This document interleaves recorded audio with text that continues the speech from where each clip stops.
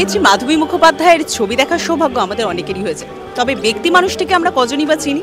তাই ব্যক্তি মানুষটিকে জানার জন্য এখন আমাদের কাছে রয়েছে তার জীবনীকে নিয়ে লেখা অনেকটা গল্প, যেখানে ছবির পিছনের অনেক গল্প যেরকম ফুটে উঠেছে, আবার একই সাথে ব্যক্তি মাধবী মুখার্জিকে জানার রয়েছে আরও আগ্রহ। যে আগ্রহ মিটবে এবার লীনা গঙ্গোপাধ্যায়ের লেখা বইয়ের মাধ্যমে, যার প্রকাশ্য হলো আজকে।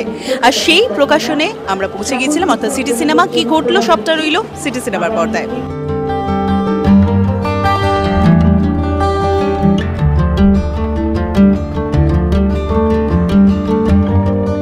আমার যেটা মনে হয়েছিল, এরকম একটা জীবন, যে জীবনটায় এত লড়াই এবং এত উত্তরণ, একটা মানুষ কোথা থেকে কোথায় পৌঁছতে পারে, এটা মেয়েদের, মানে আমি একজন মেয়ে হিসেবে আমার মনে হয়েছিল একটা মেয়ের এই আরেকজন মেয়ের এই লড়াই এবং এই খ্যাতি, এই যশ, তারপরেও এত সাধারণ, এত মাটির মানুষ, এটা মানুষের জানা উচিত। হয়তো অনেকে জানেন, অনেকে জানেন না, অনেক বেশিরভাগ লোক জানেন না। সারা পৃথিবীর বাঙালি মাধবী মুখার্জিকে জানে চারুলতা হিসেবে জানে, বা তার ছবি হিসেবে জানে।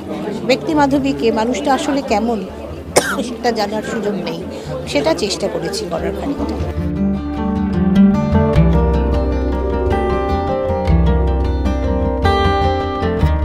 সবাই দেখছি তোমাকে মেয়ে বলে ডাকে, মা বলে ডাকে অনেকে, তো আমিও কিন্তু তোমার মেয়েরই মতো, তাই না?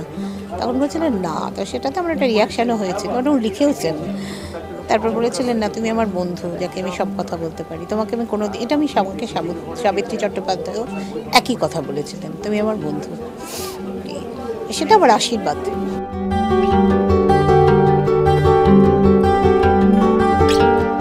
ধারাবাহিকে তো প্রশ্নই নেই, বায়োপিক নিয়েও এখনো কিছু ভাবিনি, জাস্ট লেখা শেষ হয়েছে, তো মানে সিনেমা নিয়েও ভাবিনি কিছু।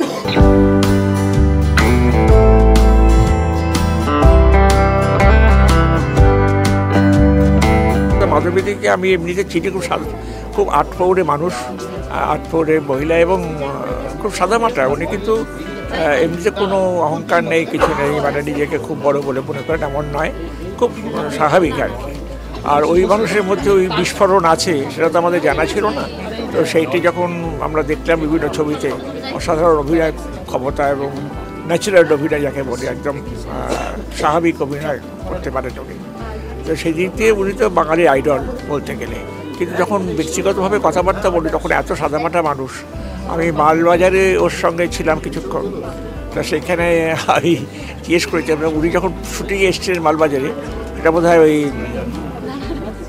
সত্যজিতের একটা ছবি, ওই যেটা ওই কাপুরুষ ও মহাপুরুষ, সেই ছবির শুটিংয়ে ওখানে গিয়েছিলেন।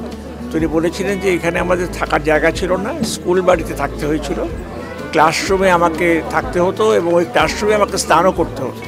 আমাকে একটা করে ঘর দেওয়া হয়েছিল স্নান করার জন্য, স্নান না করলে তো বাথরুম নেই, তো সেইভাবেই উনি ছিলেন ওখানে। আমার সঙ্গে যখন গিয়েছিলেন তখন একটা খুব সাধারণ হোটেলে ছিলেন, স্বাভাবিকভাবে ছিলেন, মানে সেটা 5 তারা হোটেলও নয়, 4 তারা 3 তারা হোটেলও নয়, খুব মানে অব্যবস্থা ছিল, তো সেখানেই ছিলেন এই বিবাদে। তো সেই দিক দিয়ে আমি দেখলাম মাধবী খুব আটপৌরে মানুষ, খুব স্বাভাবিক মানুষ, কোনো ইয়ে নেই, মানে নিজেকে বড় বড় ভাবা বা ডিমান্ডিং অ্যাটিটিউড নয়, একদম ভালো লাগলো মানুষটিকে।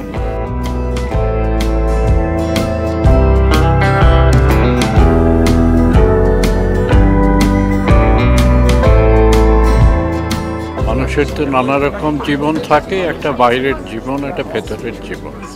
এখন যে বইয়ে আমরা এই দুটো জীবন চাই এবং পাই, সে বইটা খুব মূল্যবান হয়ে ওঠে, কারণ বিষয়টা খুব গুরুত্বপূর্ণ। যাকে বলা যায় বাংলা সংস্কৃতির একটি আইকন, মাধবীদি হচ্ছেন তাই।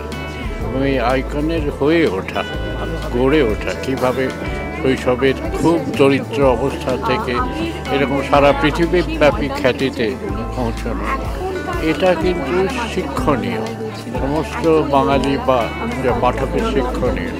এটা খুব গুরুত্বপূর্ণ বই, লীনা এটা খুব ভালো কাজ করেছে।